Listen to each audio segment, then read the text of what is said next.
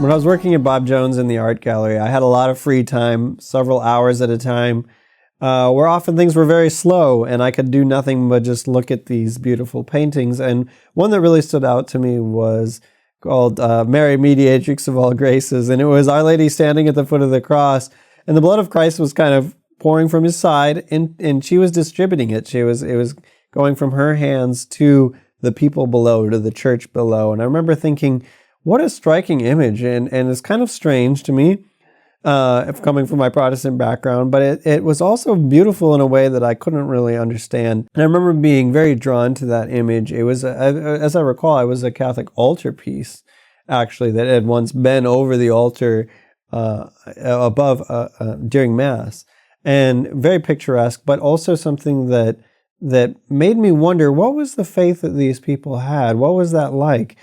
And I remember also reading the Latin inscriptions. Like, for example, there were some paintings of the Annunciation, and there would often be a script above the angel Gabriel that would say Ave Maria.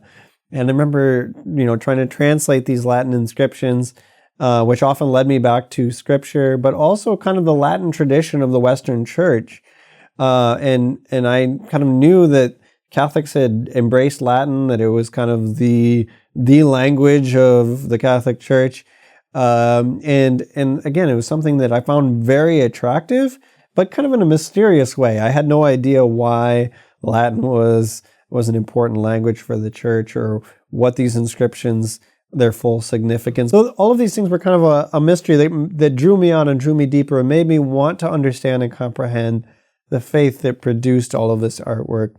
And it was really a profound experience for me. I was absolutely frustrated that the faith that I experienced at Bob Jones hadn't produced anything anywhere equivalent to this artwork that I was experiencing in this gallery. The art that was usually produced was things like Patch the Pirate, with his kind of silly songs, and it was just there was nothing equivalent to it. So there must have been something kind of intrinsic to that faith that produced this outpouring of beauty. And I wanted to understand what that was and what was the missing piece there. I just couldn't conceive of the Apostle Paul giving an altar call, or having a tent meeting somewhere.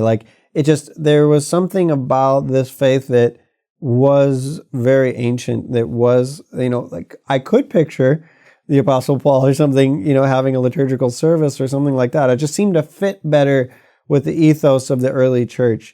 And I couldn't quite put my finger on why, but I just knew there was something more there that needed to be explored. I think the difference between Protestant Christianity and the ancient faith was really that Christianity was a synthesis of a lot of different streams.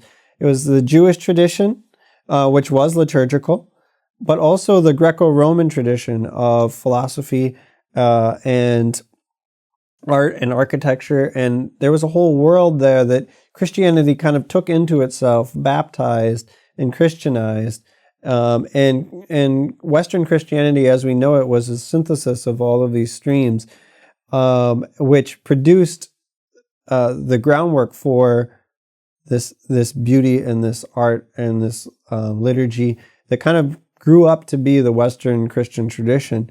And Protestant Christianity, on the other hand, is a product of modernity.